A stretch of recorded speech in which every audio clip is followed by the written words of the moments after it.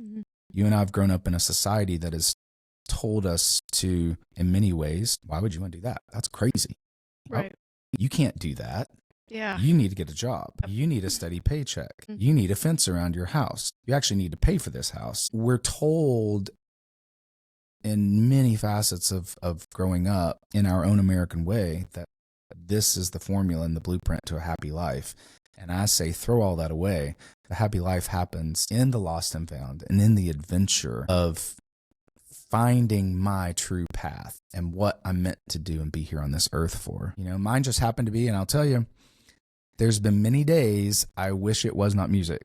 Really? Oh, for sure. I can still walk into a doctor's office sometimes and I'll be like, yeah, I could have done it. I could have done it. I bet he's got a big house. I bet he's got, you know, I bet they got, you know, boat. Right. I bet they got ABCD. I've got a cousin who is a dermatologist down in Florida, and he has a private jet. Oh, that's a perfect place to do. I know. Yeah, you know, he's covered in the sunshine. He's got a private jet, and I'm like, he did all right. Oh, but the comparison, you don't compare. Yourself. Yeah. And I stop myself. We all will at times, but I stop myself. Yeah. But I'm so thankful that I had this because the stories and the adventure and the places I've seen and the people I've met are priceless. And, you know, and it takes me back to that moment when I, you know, had those few forks in the roads of, are you going to make this with the professor? Right. With my day job into music full time, which I didn't answer. When I first did that, those first few years of Christian music, everyone thought I was going to be Chris Tomlin when I stepped on stage.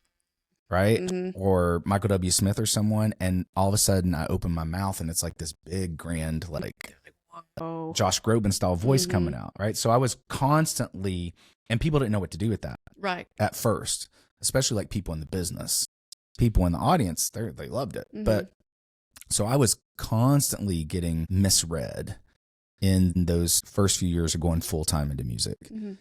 But again, from there to the tenors, to the moment I had to leave the tenors and step off into what is now, and then COVID, you know, there are all these moments I can look back on over the past, you know, 20 years of doing this thing full time and I still wake up some days and I'm like, how do I? So I start my day in some way. I try to isolate time. I'm not always good at it. I'm a little ADD. But even if it's just coming down the steps because I slept a little late and I got to get to it, I bounce down those steps with gratitude. Thank you. Thank you. Thank you for this house. Thank you for this day. Thank you for opportunity. Thank you for my clients. Thank you for this podcast. Thank you. Right. You know, so that I can be reminded in that moment of don't take this for granted. It is a gift and it is your path. You know, I really believe that's why it happens. Am I a great vocal coach? Sure. Am I a great singer? Absolutely. Is that egotistical? Not at all. Because I've put in the hours and the work and I'm confident in it. Yeah. Do I know there are people better than me? Of course. Is it about being the best? Not at all. It's about being me. Can you be you and are you happy as you? Yes. And if the answer is no, then you have to go deeper.